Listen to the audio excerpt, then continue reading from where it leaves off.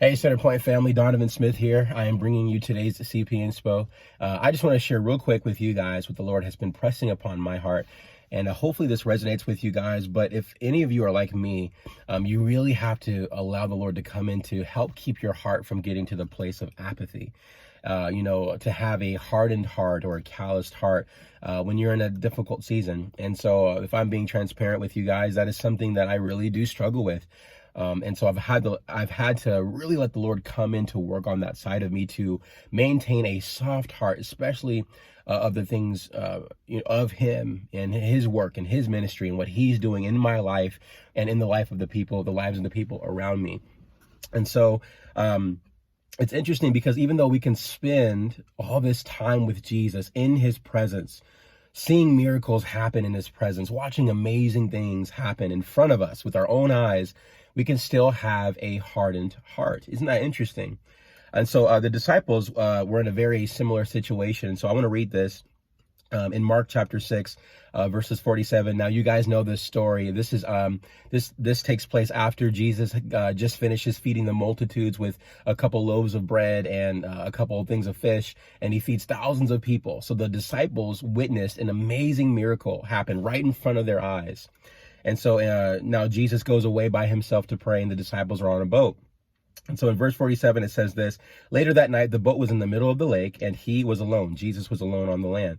He saw the disciples straining at the oars because the wind was against them. Shortly before dawn, He went out to them walking on the lake. He was about to pass by them. Dang, Jesus. He was about to pass right by them. But when they saw Him walking on the lake, they thought He was a ghost. They cried out because they saw Him, and they were terrified. The disciples were terrified. Immediately He spoke to them and said, "Take courage, it is I, do not be afraid." Then He climbed onto the boat with Him, and then the storm stops. I love that. They were completely amazed. Check this out. For they had not understood about the loaves, and their hearts were hardened. So, let me get this straight. Jesus feeds thousands of people through a miracle because they did not have enough food, but Jesus multiplies food and feeds thousands of people. And then Jesus is walking in the lake, and even in the book of Matthew, which Mark doesn't mention this, but in Matthew, Jesus calls Peter out onto the lake, and Peter walks on the water as well. So Jesus performs all these amazing miracles, but it says they had not understood about the loaves, so their hearts were hardened. They were still scratching their head about the previous miracle that Jesus performed, so it was difficult for them to take in. They were amazed, but their hearts were hardened. Isn't that very interesting? These disciples are experiencing the amazing work of Jesus firsthand. How many of you would just love to walk with Jesus on the earth and physical? I mean, we get to be with Him now, but man, wouldn't it be awesome to just be and watch Jesus do all these things that we read about in the Word live, in person? Well, the disciples did, and their hearts were still hardened towards Him. Man, that speaks to me. I don't know. There's just something about that. Let me keep going. I can sit here for a second. So accept what He's done, but most importantly, accept who Jesus is. This can only be done by time in the Father's presence. Matthew chapter 16. Now, it's so funny. The disciples by this time had already forgotten about the bread, because here they are complaining that they don't have food to eat. So Jesus says, "You have little faith," in Matthew chapter 16, verse 8. "You have little faith. Why are you talking amongst yourselves about having no bread? Do you not remember the 5 loaves for the 5,000, how many baskets full you gathered, or even the 7 loaves for the 4,000 of how many baskets you've gathered?" So this is when Jesus does this again and feeds thousands of people again. So by this point, the disciples have experienced more miracles. By this point in Matthew chapter 16, Jesus feeds the multitudes twice. I don't know if you guys know this, but He feeds the multitudes 2 times, and the disciples are still complaining that they don't have any food to eat. He says in verse 11, "How is it that you don't understand that I was not talking to you about bread?" Jesus is like, do you not understand the bigger picture that's happening right here? And then I love this in verse 13. Jesus came to a region, and He asked the disciples, "Who do you say the Son of Man is?"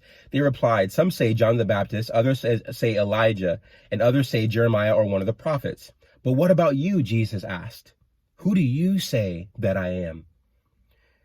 Verse 16, this is one of my favorite verses. Simon Peter answered, "You are the Messiah, the Son of the living God. Jesus replies, and I just imagine Jesus with a huge smile on his face. He says, "Blessed are you, Simon, son of Jonah, for this was not revealed to you by flesh and blood, but by my Father in heaven." Jesus gets excited that Peter opened himself up to see beyond, for the moment, to see beyond the natural and into the eyes of the Father, and to accept knowledge given from the Father that Jesus is the Messiah. And then Jesus blesses him and says, "Blessed is you, for God revealed this to you." See, I guess what I want to share with you guys, that it goes so much beyond what's happening in the natural, what's happening right in front of us. And the things that Jesus does for us, they are important. But here's the most important thing, and I hope that you hear me. We don't worship the Lord just for the things that he does for us or what he's doing, which they are important, but we worship him for who he is. I hope that makes sense to you.